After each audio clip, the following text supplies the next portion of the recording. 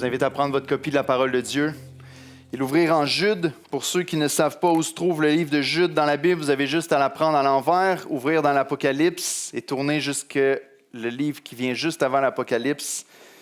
C'est le livre de Jude, la lettre plutôt de Jude à l'Église ou aux Églises.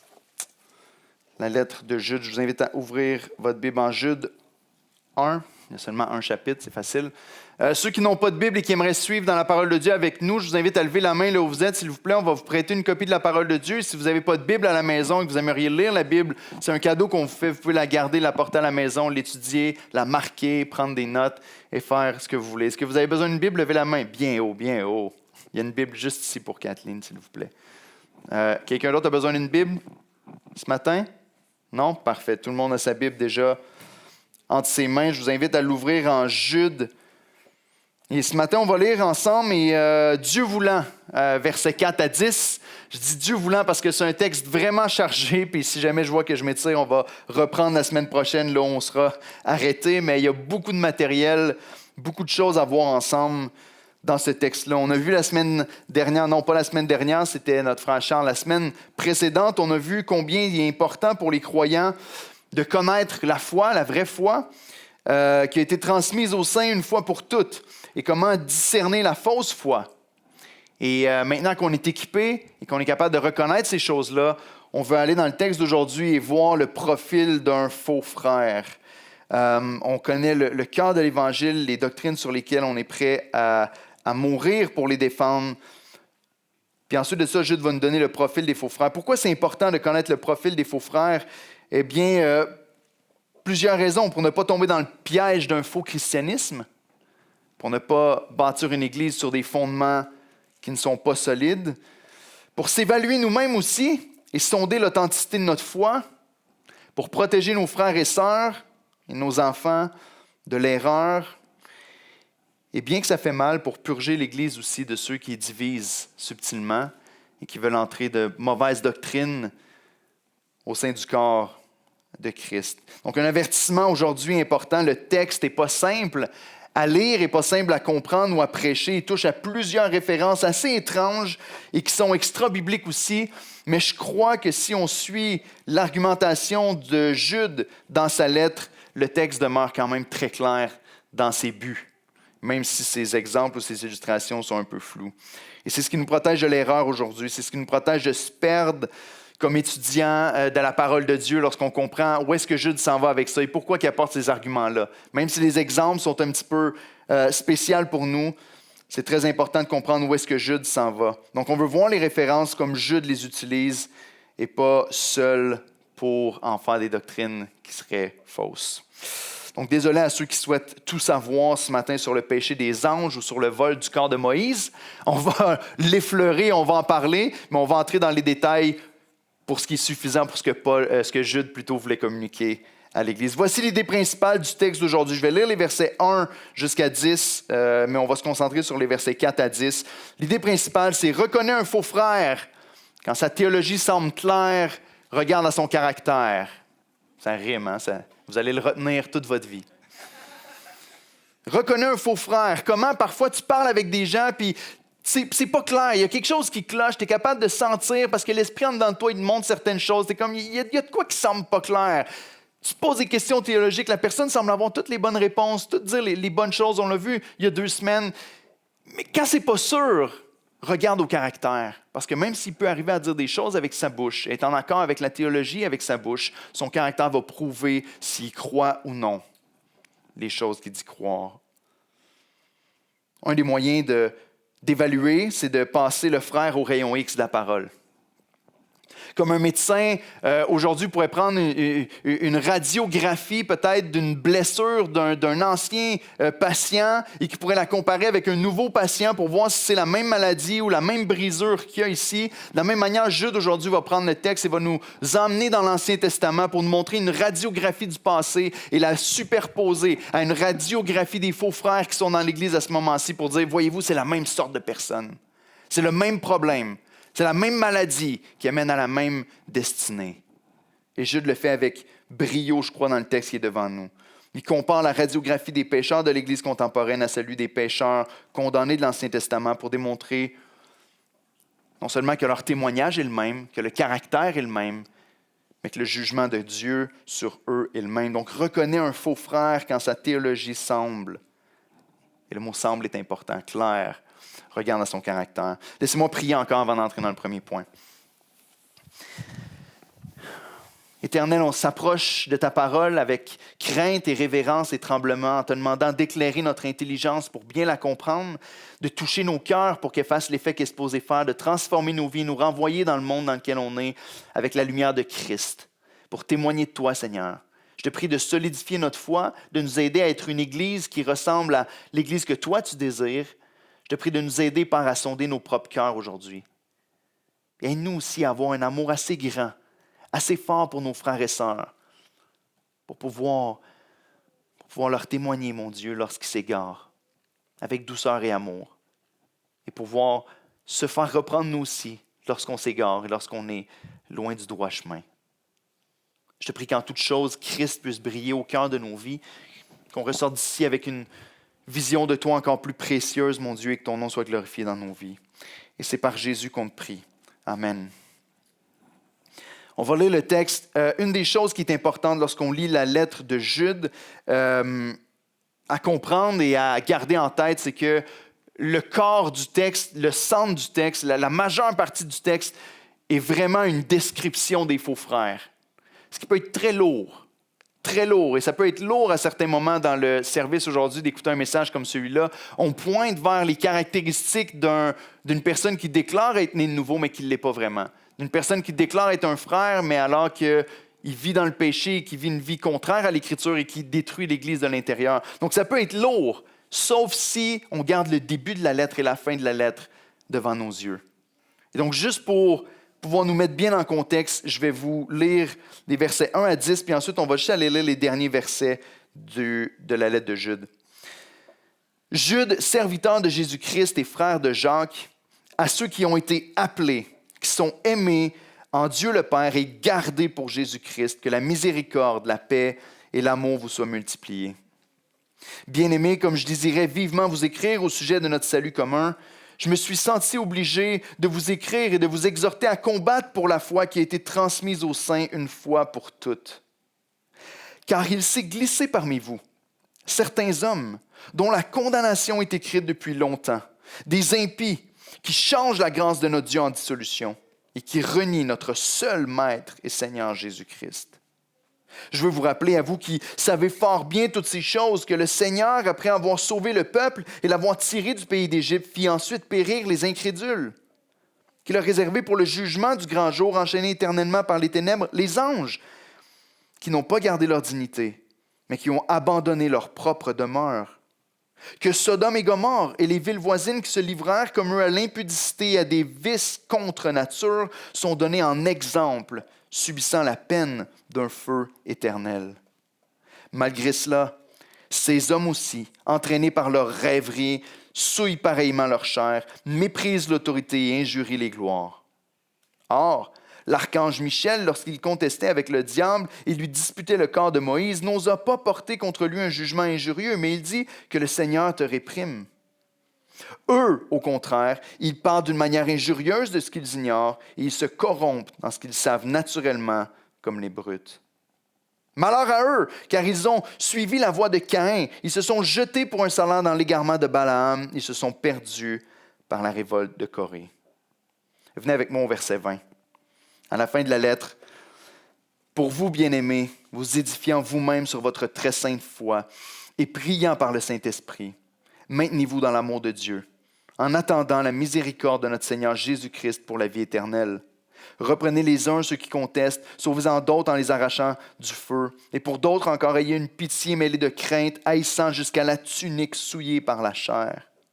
Or, à celui qui peut vous préserver de toute chute et vous faire paraître devant sa gloire, irrépréhensible et dans l'allégresse, à Dieu seul, notre Sauveur, par Jésus-Christ, notre Seigneur, soit gloire, majesté, force et puissance dès avant tous les temps et maintenant et dans tous les siècles. Amen. On va se concentrer sur les versets 4 à 10 ce matin. Mais voyez-vous, quand on regarde au début de la lettre, à l'identité du chrétien en Jésus-Christ, aimé de Dieu, gardé en Jésus-Christ, qu'on est appelé de la part de Dieu, et qu'on voit à la fin de la lettre où est-ce qu'on a cette promesse encore une fois, qu'on est bien aimé, non seulement de l'auteur ici, mais qu'on est appelé à se garder, à se maintenir dans l'amour de Dieu en attendant la miséricorde de Christ, le milieu semble un petit peu moins dur. On sait que ça s'adresse à nous, on sait que ça s'adresse aussi aux faux croyants, ça nous aide à discerner, mais on sait aussi que ça termine avec un encouragement de veiller les uns sur les autres. Parce que le but de Jude est de dire, attention, la corruption est rentrée dans l'Église. Et vous devez faire quelque chose à propos de ça. Vous ne pouvez pas juste la laisser croître et grandir. Donc, premièrement, au verset 4, on voit qu'on doit discerner le profil d'un faux frère. Il nous donne une description générale au verset 4 de ce que c'est un faux frère. En 3 mots, vous savez, on l'a dit souvent, Jude aime les trios. Il va tout le temps donner des trios de mots, d'expressions ou d'exemples pour pouvoir nous démontrer des vérités à partir du texte. Et ici, encore une fois, il nous donne un trio. La première radiographie, les faux frères dans le contexte de Jude. Et voici leur profil. Ils commencent par leur condamnation. Et ensuite, il nous donne 3 traits de caractère généraux qui vont être développés dans le reste du texte. En résumé, il nous dit qu'ils sont impies, changent la grâce de Dieu en dissolution, et ensuite, il renie l'autorité du seul Seigneur et Maître Jésus-Christ. Donc, rappelez-vous, frères et sœurs, qu'on ne parle pas de gens qui sont à l'extérieur de l'Église ici. On parle de gens qui sont à l'intérieur de l'Église. Le texte ici nous dit ils se sont glissés dans l'Église subtilement. Autrement dit, c'est le genre de personnes qui arrivent à l'Église et tout le monde a rapidement confiance en eux. Ils arrivent dans l'Église, ils sont sympathiques, ils sont gentils, ils ont les bonnes réponses aux questions doctrinales que tu vas leur poser, ils sont capables d'expliquer l'Évangile de Jésus-Christ. Ici, dans le texte de Jude, au complet, on ne donne pas des doctrines super claires contre lesquelles ils s'opposent au niveau théologique. Mais ce qu'il nous dit, c'est que leur vie nous démontre une théologie différente de leur bouche. Ils se sont glissés subtilement dans l'Église. Des gens chaleureux et des gens à qui on accorde très rapidement de la crédibilité. Et sans quoi, Jude n'aurait pas besoin d'écrire cette lettre-là. S'il fait l'avertissement et la mise en garde, c'est parce qu'il y en a qui sont là et qui ont commencé à être crus. Il veut que les chrétiens puissent être protégés de ces gens-là. C'est des gens qui ont le bon témoignage, qui se disent chrétiens, mais cependant, ils portent un masque et troublent l'Église. Et vous savez quoi, par expérience, ce genre de personnes-là, qui arrivent dans l'Église, ils ne viennent pas de front confronter les choses qu'on croit, mais par la confusion, par le mélange dans leur manière de vivre avec ce qu'ils disent croire, il y a une espèce de confusion qui s'installe dans l'Église. Et là, parfois, dans notre tête, on commence à créer une nouvelle catégorie de chrétiens pour que ces gens-là puissent fonctionner et qu'on les accepte au milieu de nous. On a parlé au premier message, on commence à créer des chrétiens charnels peut-être, des chrétiens qui sont, ils ont fait de Jésus leur sauveur, mais pas leur Seigneur. Vous avez tous déjà entendu ça. Il y a une confusion qui commence à s'installer. Et Jude nous dit, attention, je veux vous aider à discerner puis à voir quel genre de personnes ils sont. Je veux vous aider à discerner pour les reconnaître et savoir ceux qui sont vraiment à Christ et ceux qui ne le sont pas. Le danger ici, frères et sœurs, pendant que j'écrivais le message et que je regardais au texte, je me suis dit, un des dangers qui peut venir dans l'Église, c'est que très rapidement, on devienne des gens qui cherchent à pointer les autres du doigt et à dire « Oh, je vais essayer de voir, est-ce que Josiane est vraiment une chrétienne? Je vais évaluer. Est-ce que je peux trouver quelque chose dans la vie à Jacques ou dans la vie d'un autre frère ou d'une autre sœur? » Et là, on commence à s'observer puis à se pointer du doigt. Ce n'est pas le but de la lettre ici. Le but ici, c'est d'avoir une compréhension claire de ce que c'est un chrétien et d'être capable de le discerner, premièrement, dans notre propre cœur, si on s'éloigne de la vérité, mais être capable de le reconnaître au milieu de nous aussi, pour ne pas laisser ce genre de personnes-là prendre la place qu'ils ne devraient pas prendre. Jude commence par dire que leur condamnation est annoncée depuis longtemps. Et là, il y a plusieurs chercheurs qui vont dire de quoi ils parlent exactement. Ça a été annoncé depuis longtemps. Et là, on se dit il y a peut-être une prophétie qui a été dite clairement à propos de ces hommes-là, ou il y a peut-être un autre écrit. On compare souvent la lettre de Jude avec 2 Pierre parce que c'est presque le même texte. Il y a des mots qui reviennent et tout ça. Puis on fait des débats à savoir s'il y en a un qui a copié sur l'autre. Certainement, ils ont eu le même enseignement. Mais ici, ce qui est clair, c'est que dans la suite du texte, il nous explique ce qu'il veut dire. Jude, ici, dans son texte, fait une chose qui est très importante pour nous de comprendre et qu'on fait encore aujourd'hui. Jude nous dit qu'il y a certains types de personnes, il y a certains groupes et certaines catégories, certains genres, certains types de personnes qui ont toujours existé et qui vont toujours exister jusqu'au retour de Christ. Il va nous le montrer dans l'Ancien Testament. Voici certains types de personnes. Il va nous donner premièrement 3 groupes qu'on va voir aujourd'hui. Et la semaine prochaine, il va nous donner 3 individus en parlant de Caïn, de Balaam et de Corée. Il nous dit qu'il y a certains types de personnes qui existent depuis longtemps et qui reviennent avec un nouveau visage, avec un nouveau langage, avec une nouvelle apparence, mais toujours le même type de personnes qui déclarent connaître la vérité et qui vivent à l'encontre de la parole de Dieu. Ici, il est en train de nous dire qu'il n'y a pas de surprise. L'Ecclésiaste pourrait dire qu'il n'y a rien de nouveau sous le soleil. Vous savez, très souvent, quand on voit des fausses doctrines entrer dans l'Église, des fois, on va penser que c'est des nouvelles fausses doctrines. Mais quand on commence à les étudier puis qu'on regarde leur composition, de où ils viennent, on se rend compte que non, c'est cette vieille doctrine-là qui a été rejetée au début de l'Église puis qui revient avec un masque nouveau. Et c'est la même chose avec les faux croyants. C'est des types de personnes. Et encore une fois, comme le médecin montre sa radiographie de poumons cancéreux en raison de la cigarette dans la vie d'une personne, à un patient qui est fumeur, pour lui montrer ce qui s'en vient à moins qu'il se détourne et qu'il arrête de fumer. Jude vient montrer les radiographies du péché de certains groupes dans l'Ancien Testament pour montrer qu'à moins qu'on se détourne du péché, on va finir exactement à la même place. La raison de leur condamnation nous est donnée en 3 points. Impie. Le mot impie veut dire non pieux.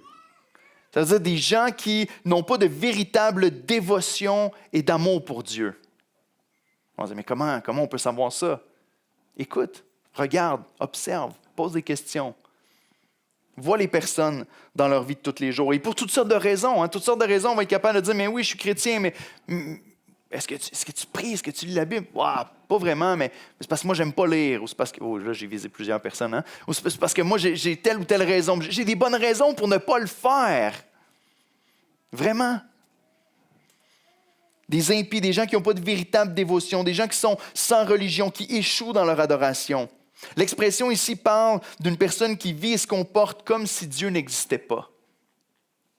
Tu dis croire en Dieu avec ta bouche, mais le reste de ta vie démontre que tu ne crois pas vraiment que Dieu existe. Tu ne crois peut-être pas vraiment qu'un jour tu vas te présenter devant lui et que tu vas subir le jugement. C'était certainement le cas pour les impies du texte ici.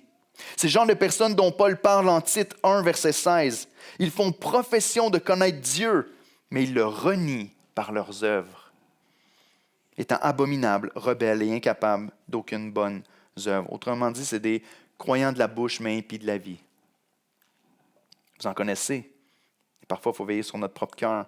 Deuxièmement, il nous dit que c'est des personnes qui sont vicieuses, des personnes qui sont portées vers le vice. Sans nous donner trop de détails, ce qu'il nous explique, c'est qu'on comprend que c'est des hommes qui proclament la grâce de Jésus, mais qui s'en servent pour justifier leurs péchés. C'est des gens qui disent « Jésus est mort sur la croix pour nos péchés. Il a subi le jugement qui m'était réservé. Maintenant, il n'y a plus aucun jugement pour nous, les amis. » Imaginez-vous que vous vous promenez en auto puis vous entendez la bonne nouvelle au téléphone. Maintenant, il n'y a plus aucun ticket que vous devez payer pour le reste de votre vie. Yes! Ta première réaction, ce serait de faire « Boum! Allez, je clenche, je dépasse toutes les limites, je roule à 100 dans une zone scolaire de 30 parce que de toute façon, je n'aurai pas de conséquences. » C'est de la folie, mes amis. C'est ce que ces gens-là font. Parce que le péché a été payé, parce que Jésus a pris ma condamnation sur la croix, maintenant, je peux faire n'importe quoi. Des gens qui se servent de la grâce pour justifier le péché. S'il n'y a plus de condamnation, c'est pour qu'on profite du péché. Le jugement ne tombera pas sur nous, parce qu'on connaît Jésus. C'est un renversement de la grâce de Dieu en permission de péché. Au fond, ces gens-là adhèrent à toutes les bonnes doctrines avec leur bouche. Ils peuvent même défendre, et même il y a peut-être même d'autres personnes qui vont se convertir parce qu'ils vont parler de l'Évangile de la bonne manière. Mais leur vie raconte une autre histoire. Leur vie crie péché.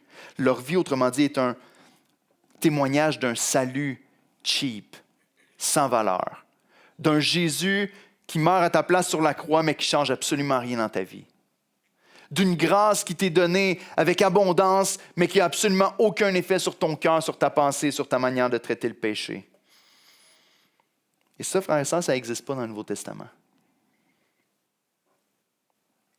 Ça n'existe pas un croyant qui n'est pas transformé par la grâce. On l'a chanté tantôt parce que c'est vrai. La grâce du Seigneur nous transforme, nous change. Et ça inclut que Jésus devient précieux à nos yeux. Et pour eux, le fait de dire qu'ils adhèrent aux bonnes choses, mais que leur vie témoigne d'autres choses, ils sont en train de clairement exprimer que Jésus n'est pas maître de leur vie, que Jésus n'est pas le roi de leur vie, et certainement pas le seul maître. Et c'est le troisième point pour définir en général leur attitude. Ils sont des impies, ils sont vicieux, ils servent la grâce pour pécher. Troisièmement, ils renient Jésus-Christ comme seul maître et Seigneur ou souverain. En fait, quand on regarde aux trois expressions, c'est évident que leur rejet de Jésus comme maître conduit automatiquement à mépriser sa grâce, à utiliser sa grâce comme raison de péché et les pousse à vivre comme si Dieu n'existait pas. Et ça commence là pour nous, très souvent. Est-ce que réellement Christ est maître de ta vie? Est-ce que réellement tu as reconnu que Jésus est le roi des rois, l'autorité suprême, celui qui est assis sur son trône? Oui, il t'a délivré, oui, il t'a sauvé, mais il est monté au ciel, il est assis sur son trône de gloire, il va juger les vivants et les morts et on va se présenter devant lui un jour. Est-ce que c'est clair, cette réalité-là pour toi? Est-ce que Christ est devenu le maître de ta vie? C'est quoi un disciple? Un disciple, c'est quelqu'un qui suit le maître. Est-ce que tu suis le maître? Parce que sinon, ça veut dire que tu n'es pas un disciple de Jésus-Christ. Et tout le reste suit dans le péché et dans le mépris de sa grâce. Et donc, ces gens-là, la Bible nous dit ici qu'ils attirent sur un jugement. Ils ont la même expression que Auguste Blanqui en 1880 qui a dit « Ni Dieu ni maître » qui a donné naissance au mouvement anarchiste par la suite. Personne règne sur ma vie. Je décide. Je suis le propre capitaine de ma vie et le maître de mon âme. Le problème, c'est que leur vie crie le slogan « Jésus est Seigneur ». Mais leur vie crie « Jésus est méprisable ». Leur bouche crie que Jésus est Seigneur, mais leur vie crie que Jésus est méprisable. Ils attirent sur eux le jugement. Donc lorsque tu vois qu'ils ont la bonne théologie et les bonnes répliques, regarde le caractère, parce que lui ne ment pas. Est-ce que tu es en mesure de faire la différence entre toi, dans ton propre cœur, entre une foi véritable et une foi artificielle? Dans ta vie, mais dans celle d'un autre aussi. Parents, est-ce que vous êtes capable de regarder à vos enfants qui grandissent derrière vous et de discerner est-ce qu'il est vraiment sauvé ou est-ce qu'il ne l'est pas? Parfois, on est tellement excités puis on veut tellement que nos enfants soient sauvés. Dès qu'ils font proclamation de foi, on dit « OK, parfait, tu vas te faire baptiser la semaine prochaine. C'est excellent, c'est ça que je veux que tu sois sauvé. » Est-ce qu'on est capable de prendre un pas de recul puis de regarder attentivement? Vous savez comme moi que la tromperie est de plus en plus forte, en dehors comme à l'intérieur de l'Église dans notre génération. Une des raisons pourquoi on voit tellement de péchés ressortir dans les nouvelles, tellement de scandales comme ça, c'est qu'on a une définition du christianisme qui est tellement faible et tellement loin de ce que la parole de Dieu nous donne. C'est vrai. C'est facile de remplir des églises avec des faux croyants. Ouch. Ce que je ne suis pas en train de dire, c'est que les grosses églises sont remplies de faux croyants. Ce n'est pas ça la réalité. Certainement, il y en a plus, mais le but, ce n'est pas de dire les grosses églises sont fausses, les petites églises sont bonnes. Non! La fidélité à la parole de Dieu, la fidélité au Seigneur ne dépend pas de la grosseur de l'Église. Par contre, c'est facile de remplir des bancs avec un faux évangile, mais la réalité, c'est que le résultat est dégoûtant. Non seulement pour les gens qui sont assis là, mais aussi pour ceux qui vont être jugés à cause de leur enseignement. Une église remplie de personnes qui ne croient pas le vrai évangile, qui n'ont pas vraiment été transformées et qui s'en vont en enfer avec le sourire aux lèvres, avec une fausse assurance du salut. Ce n'est pas ce qu'on veut à l'église d'Oxa. Ce n'est pas notre désir. Dans une église vraie, Jésus est vu comme précieux, comme maître incontestable. Et la question qu'on se pose, c'est de quoi ça a l'air dans la vie de tous les jours. Les versets 5 à 10 nous dessinent un peu le portrait de la radiographie du passé. Regardez au verset 5 à 7. Il nous dit ici, il parle à l'Église en leur disant, vous savez déjà ces choses-là. Autrement dit, les gens qui reçoivent la lettre de Jude ont déjà une certaine connaissance, non seulement de l'Ancien Testament, mais aussi des écrits qu'il va citer. Et au verset 5, il nous dit, je veux vous rappeler à vous qui savez fort bien toutes ces choses, que le Seigneur, ici, dans la majorité ou dans beaucoup de traductions, c'est écrit Jésus, que le Seigneur a délivré, après avoir sauvé le peuple et l'avoir tiré d'Égypte, fit ensuite périr les incrédules, qu'il a réservés pour le jugement du grand jour, enchaînés éternellement par les ténèbres, les anges qui n'ont pas gardé leur dignité, mais qui ont abandonné leur propre demeure, que Sodome et Gomorrhe et les villes voisines qui se livrant comme eux à l'impudicité et à des vices contre nature sont donnés en exemple, subissant la peine d'un feu éternel. Ici, si vous connaissez un petit peu la parole, vous voyez que Jude ne donne pas les événements en ordre chronologique. Sinon, il aurait commencé avec les anges, puis après, ça aurait été Sodome et Gomorrhe, puis après, ça aurait été le peuple d'Israël dans le désert. Il ne donne pas l'ordre est défait ici parce que son but n'est pas de donner un ordre chronologique, mais de donner un ordre de jugement, de pire en pire. Il enseigne que l'histoire se répète ici. Donc, deuxièmement, retrace leur appartenance. Quand tu vois des personnes dans l'Église dont le caractère ne s'ajuste pas avec la doctrine, retrace de quel groupe exactement est-ce qu'ils font partie. C'est quoi le type de personne? Fais le test si tu n'as jamais lu la Bible encore. Regarde à ce que la Bible enseigne. Et si tu te demandes si la Bible est pertinente pour toi, pour moi, c'est une des premières choses qui m'a frappé quand j'ai commencé à lire l'Écriture. J'ai commencé avec l'Ancien Testament, le livre des Juges, et je suis arrivé dans les psaumes, et j'ai regardé à l'Écriture, et je me suis rendu compte que le cœur des hommes est exactement le même que moi. Ils vivent les mêmes combats, les mêmes tentations, les mêmes questionnements, les mêmes péchés, les mêmes mensonges, les mêmes hypocrisies. C'est la même chose. Le cœur de l'homme n'a pas changé, mais Dieu n'a pas changé non plus. Et Dieu demeure le même.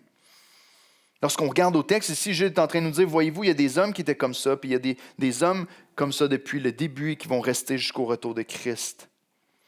On appartient tous à une catégorie de personnes à toute époque. Puis on utilise ce langage-là aussi dans la vie de tous les jours. C'est vrai, dans la vie, on va parler d'une personne qui a commis une trahison ou d'un hypocrite, on va dire, bon, il fait son Judas. Non?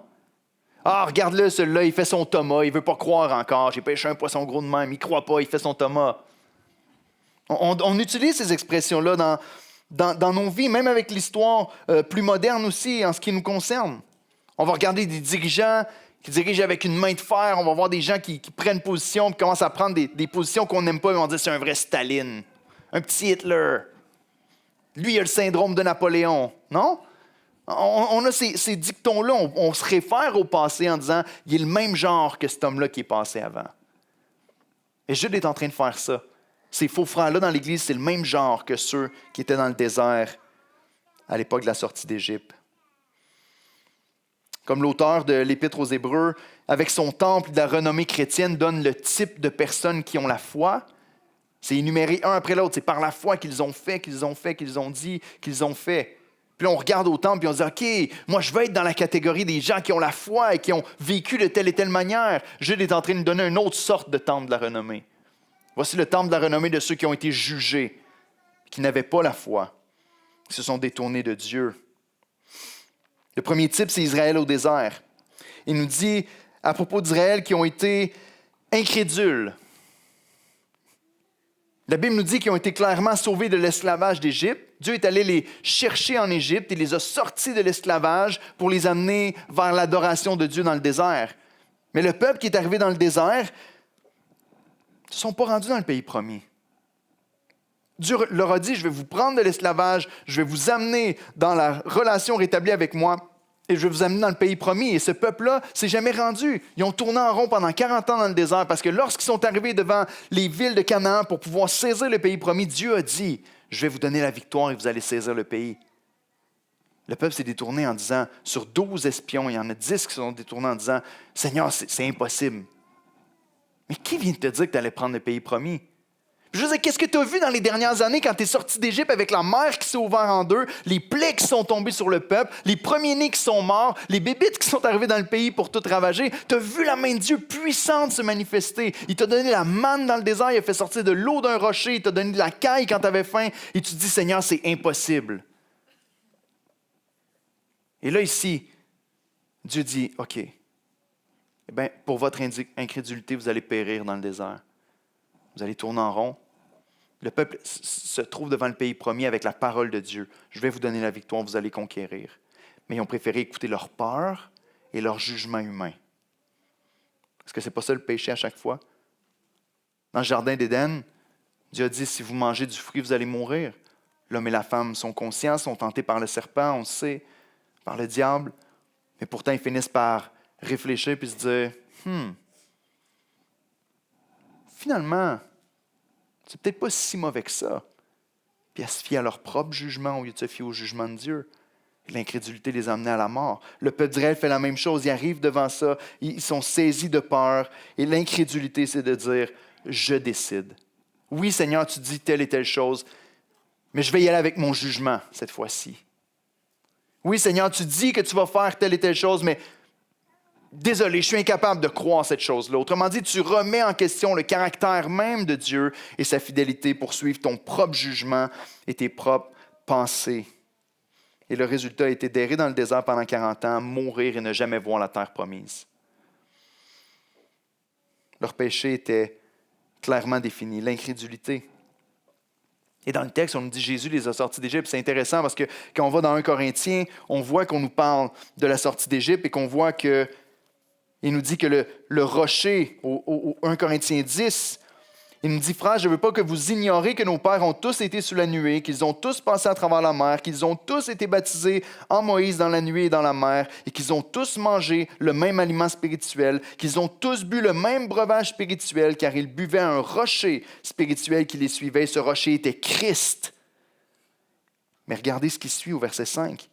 Mais la plupart d'entre eux ne furent pas agréables à Dieu, puisqu'ils périrent dans le désert. Or, ces choses sont arrivées pour nous servir d'exemple, afin que nous n'ayons pas de mauvais désirs comme ils en ont eu. La même histoire est racontée dans 1 Corinthiens pour dire ils ont été incrédules, ils n'ont pas cru Dieu. Et le résultat est qu'ils ont subi un jugement, ils ont péri. C'est vrai, on aime la foi conquérante. On aime lire Hébreux 11 et dire c'est le genre de foi. Nous, on est les héros de la foi comme dans Hébreux 11. Avez-vous remarqué la description des héros de la foi dans Hébreux 11? Ne se limite pas seulement à conquérir des pays puis à être des gens qui sont forts. Dans Hébreux 11, au verset 35 à 39, voici ce qu'il dit à propos des héros de la foi. On nous dit « D'autres furent livrés au tourment, n'acceptèrent point de délivrance afin d'obtenir une meilleure résurrection. D'autres subirent les moqueries, le fouet, les chaînes et la prison. Ils furent lapidés, sciés, torturés. Ils moururent tués par l'épée. Ils allèrent çà et là vêtus de peau de brebis, de peau de chèvre, dénués de tout, persécutés, maltraités. Eux dont le monde n'était pas digne, errant dans les déserts et les montagnes, dans les cavernes et les antres de la terre, tous ceux-là à la fois desquels il a été rendu témoignage. Et l'on dit « Amen, Seigneur ». Non? C'est silencieux en ce moment. Hein? Est-ce que c'est votre type de foi?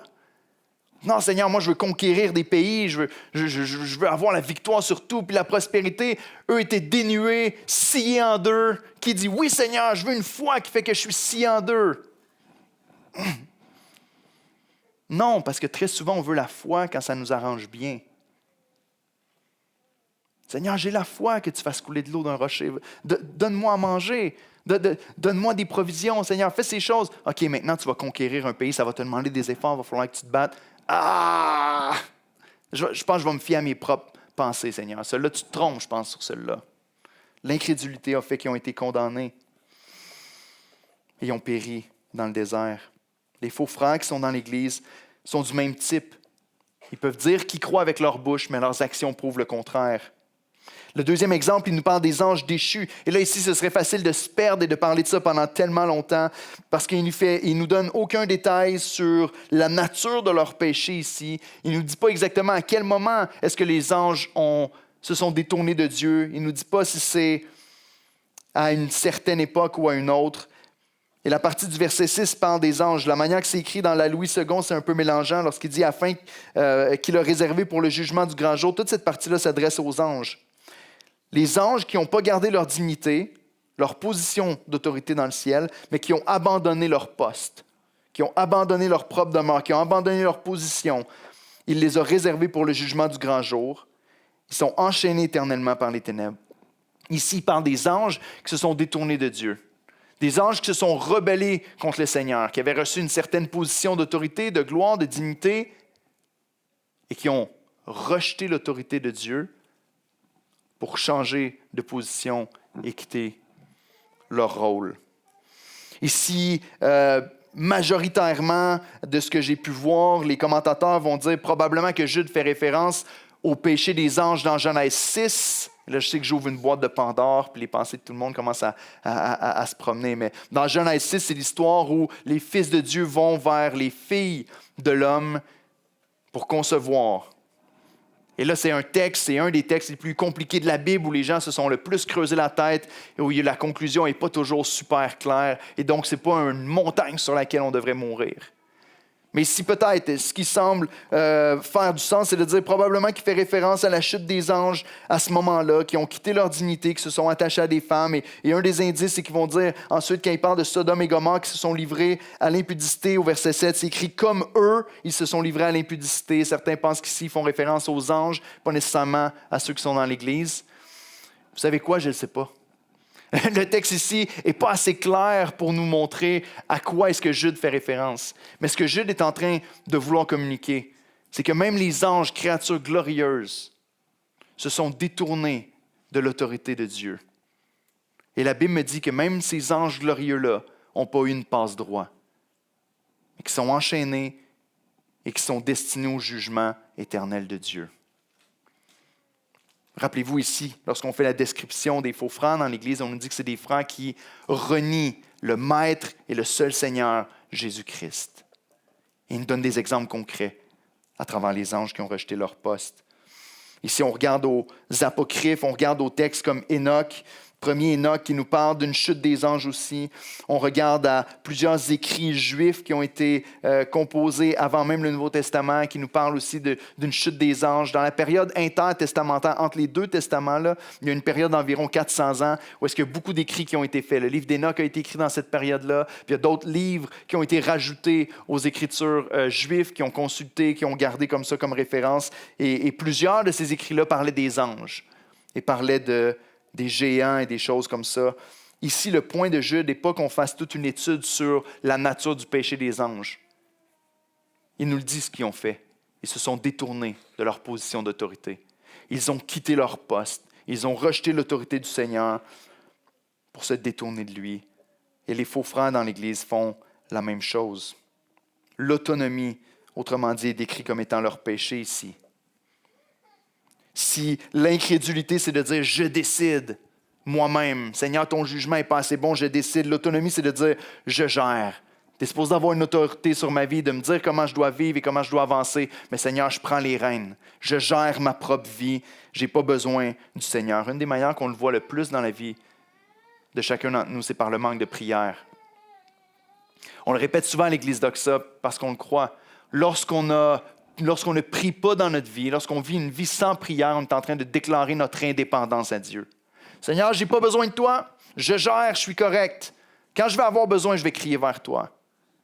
Puis au contraire, lorsqu'on mène une vie de prière, lorsqu'on recherche la volonté du Seigneur, lorsqu'on se soumet à lui et qu'on cherche à se soumettre à sa parole, on est en train de déclarer notre dépendance à Dieu. Les anges ont quitté leur poste, ils ont déclaré leur indépendance et se sont détournés du Dieu vivant. Et l'autonomie, selon ce que nous dit le texte ici, est un péché qui mérite la condamnation. Je vous l'ai dit, c'est un petit peu lourd comme texte, mais tellement important. Comme les faux frères qui renient l'autorité de Christ ici. Le point est là. Le reste, c'est quoi la nature du péché des anges, est un peu moins important. Les faux frères sont du type d'Israël incrédule, sont du type des anges déchus ou des démons autonomes. Et troisièmement, ils sont impudiques. Et le troisième exemple qu'il nous donne, c'est Sodome et Gomorrhe. C'est peut-être celui sur lequel on va passer un petit peu plus de temps ce matin dans notre texte. Vous savez, les gens qui reçoivent la lettre connaissent l'histoire de Sodome et Gomorrhe. L'histoire était très bien connue pour eux. C'est pour ça qu'au verset 5, il va dire « Je veux vous rappeler, à vous qui savez bien toutes ces choses ». Il leur parle de ce qui est arrivé avec Sodome et Gomorrhe et ils savent très bien à quoi il fait référence. C'est des villes au temps d'Abraham où son cousin Lot vivait au milieu de Sodome et Gomorrhe et des villes environnantes. Et le peuple était devenu tellement corrompu. Le peuple s'était tellement justement détourné de l'autorité de Dieu, voué à des vices contre nature. Ils se sont tellement détournés de Dieu que Dieu a envoyé des anges parler avec Abraham. Et il a dit à Abraham, je vais détruire la ville. Là, Abraham s'est mis à intercéder. S'il y a seulement 100 justes, 50 justes, 30 justes, 10 justes, Dieu dit, s'il y a 10 justes, je ne vais pas détruire la ville. Mais la ville était corrompue jusqu'au plus profond qu'on peut y penser. Et les anges sont partis au milieu de la ville. Et lorsque les anges sont arrivés au milieu de la ville, la Bible nous dit que les hommes se sont rassemblés, sont allés à la maison de Lot. Lot, c'est le nom d'un homme, là.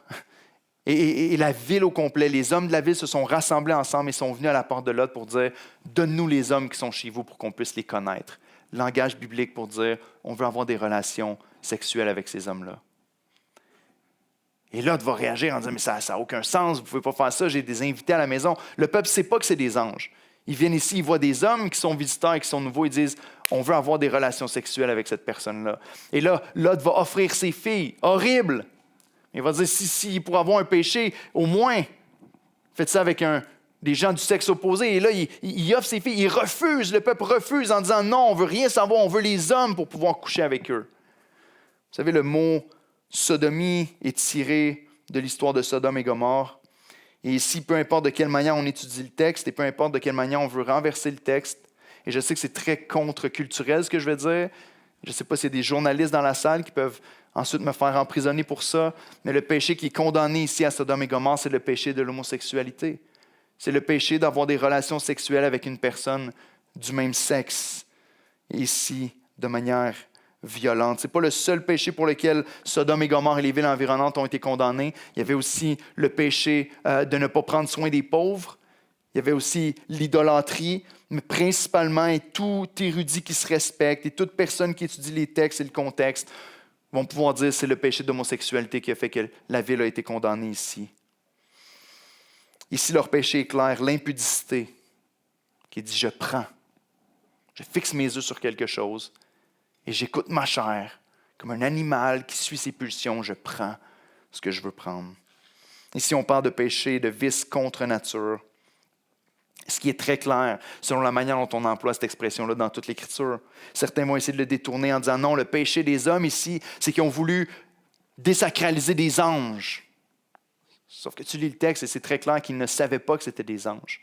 Les anges eux-mêmes les ont rendus aveugles pour qu'ils ne trouvent pas la poignée de porte et Lot s'est sauvé avec sa famille.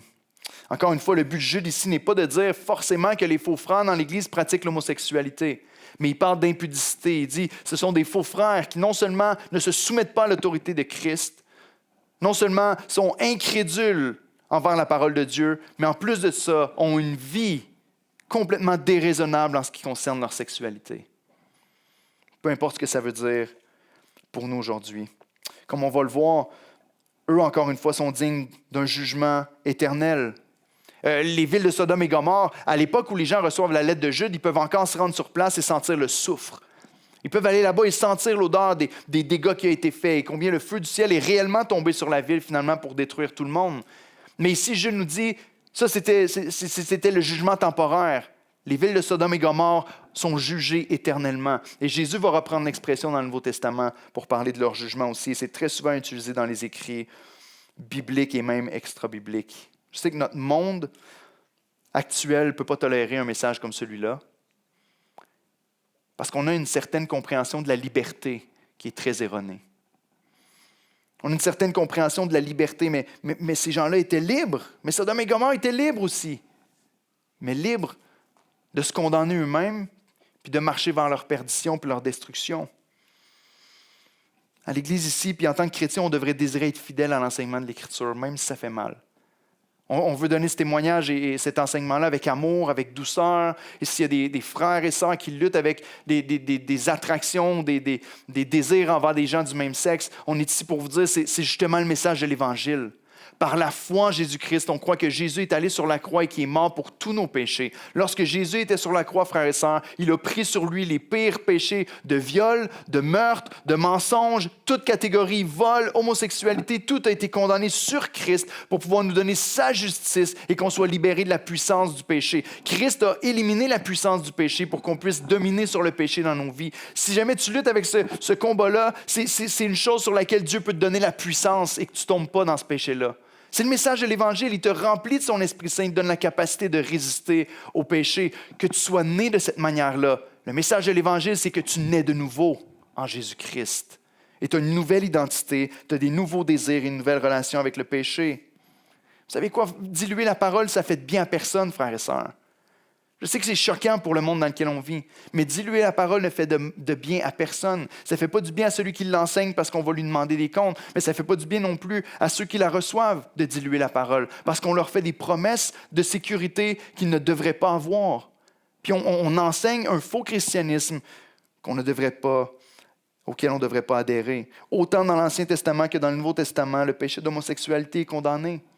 Lévitique 18, verset 22 nous dit « Tu ne coucheras pas avec un homme comme on couche avec une femme, c'est une abomination. » Je veux dire, On peut essayer là, de le passer au broyeur, mais je ne sais pas comment on peut interpréter ça d'une autre manière. Lévitique 20, verset 13 va dire « Si un homme couche avec un homme comme on couche avec une femme, ils ont fait tous deux une chose abominable, ils seront punis de mort, leur sang retombera sur eux. » On va dire « Mais pasteur, come on, ça c'est l'Ancien Testament.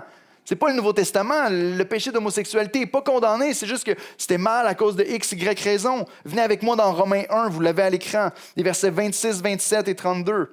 On nous dit, et l'apôtre Paul va enseigner ceci à l'Église de Rome. C'est pourquoi Dieu les a livrés à des passions infâmes, car leurs femmes ont changé quoi? L'usage naturel. Voyez-vous le même langage.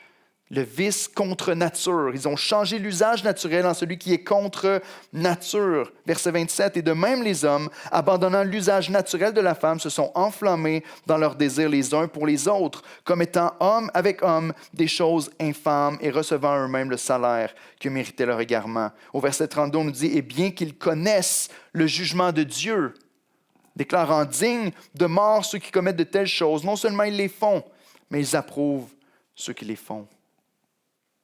Le péché est clair. Et vous savez ce que je trouve fascinant quand j'étudie un texte comme celui-là et que je pense aux faux frères qui se sont glissés à l'intérieur de l'Église pour venir diviser, faire du mal? C'est très intéressant quand on y pense parce que est-ce que la question de l'identité sexuelle et de la sexualité n'est pas la chose qu'on reproche le plus à l'Église dans notre génération? La raison peut-être principale pourquoi les gens se détournent de Dieu? On est oppressif. On ne laisse pas les gens être libres. L'amour, c'est l'amour. Ça n'entre pas dans l'Église avec des doctrines de front en disant « Jésus n'est pas Dieu », puis avec des doctrines très claires comme ça pour venir. Non, mais on rentre dans l'Église, puis émotionnellement, on se sent très mal de dire à une personne « La Bible enseigne que tu ne devrais pas avoir une relation de cette nature-là avec une personne du même sexe. » Et là, tout à coup, les gens se dressent, puis on lève des murs, et on s'oppose, puis on discrédite l'Église. Jésus est mort pour ce péché-là aussi. Et par amour, les croyants veulent donner le message de l'Évangile. Oui, ce n'est pas le seul péché. Oui, ce n'est pas le seul péché qui nous envoie en enfer. Le mensonge, l'ivrognerie et tous ces autres péchés-là aussi. Mais la Bible est très claire sur celui-là, et l'Église devient très floue dans les dernières générations sur celui-là. Vous savez, il y a de plus en plus d'églises qui n'ont plus de position ferme. 41%, selon les statistiques qui ont été faites par le ministère Ligonier, qui ont fait des recherches statistiques sur ce que les Américains, les évangéliques américains croient. Je crois que ça reflète beaucoup ce qu'on croit sûrement au Canada aussi. Ligonier dit qu'il y a au moins 41% des croyants aujourd'hui qui croient que Dieu ne condamne pas l'homosexualité. C'est pas la même chose avec tous les péchés, mais celui-là en est un qui rentre dans l'Église. Et par amour, on doit être capable de prêcher le vrai message aux gens qui nous entourent. Parce que ne pas dire la vérité fait tout le contraire. Regardez ce que Jérémie a dit en Jérémie 23, les versets 16 à 17. Les faux frères dans l'Église rassurent les gens que leur péché n'est pas si grave. Et en Jérémie, il nous parle de ça. Il dit « Ainsi parle l'Éternel des armées.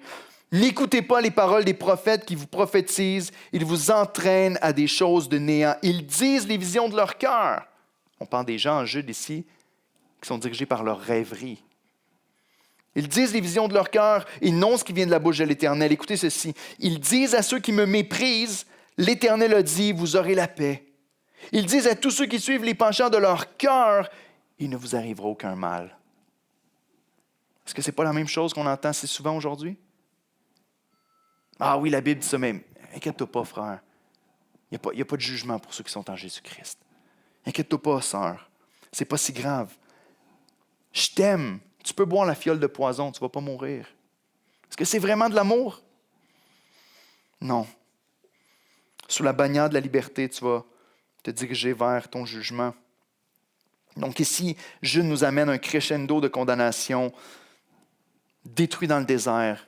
Les anges qui sont enchaînés en vue du jugement et Sodome et Gomorrhe qui sont vraiment détruits et qui sont dans un feu éternel pour l'éternité. Donc, chrétien, est-ce que tu reconnais le type des faux chrétiens? Incrédules, impies, qui se détournent de Dieu. On va reprendre la semaine prochaine avec le reste du texte, mais le verset 8 nous fait le pont entre ces personnes-là et ceux qui sont dans l'Église. Et je termine avec ceci. Verset 8, on nous dit « Malgré cela, après que vous ayez entendu le jugement qui est annoncé pour ceux qui vivent de la même manière et qui pratiquent les mêmes péchés. Après que vous ayez entendu ces exemples, ces types de l'Ancien Testament, ces hommes-là sont pareils. Et malgré l'avertissement du jugement, malgré cela, ces hommes aussi, entraînés par leur rêverie, souillent par errement leur chair, impudicité, méprisent l'autorité, autonomie et injurient les gloires. Encore une fois, rébellion face à Dieu. Ces hommes-là ont le même caractère, ils sont du même type que ces exemples qui ont été donnés dans l'Ancien Testament. Et Jude vient faire le pont en disant « Reconnaissez-les ». Donc, alors que les musiciens s'approchent, je vous invite à prendre un temps de réflexion en regardant les radiographies de l'Ancien Testament, en les superposant avec le caractère des faux frères dans l'Église. Je ne veux pas juste dire attention à ceux qui sont autour de vous qui pourraient peut-être être de ce type-là. Mais j'aimerais qu'on puisse recevoir les indications du Seigneur pour sonder nos propres vies, nos propres cœurs. Pourquoi? Parce que peut-être qu'il y a des gens qui m'entendent ce matin et qui disent « moi, j'ai tendance des fois à être incrédule. Des fois, j'ai tendance à ne pas faire ce que le Seigneur me demande. » Puis peut-être que tu pourrais repartir d'ici avec une condamnation sur ta vie. Ce n'est pas le but. Si tu n'es pas un faux frère, tu ne dois pas porter ce chapeau-là. Si tu luttes avec ça, c'est justement pas la réaction qu'un faux frère aurait. Me suis-tu? Si tu dis « Seigneur, je ne veux pas être comme ça. J'ai ce jugement-là, je me sens comme ça, mais Dieu est peut-être en train de te parler ce matin pour dire « C'est correct. Repens-toi, je te pardonne, je couvre ton péché. Christ est mort pour ça. Fais confiance à mon évangile. »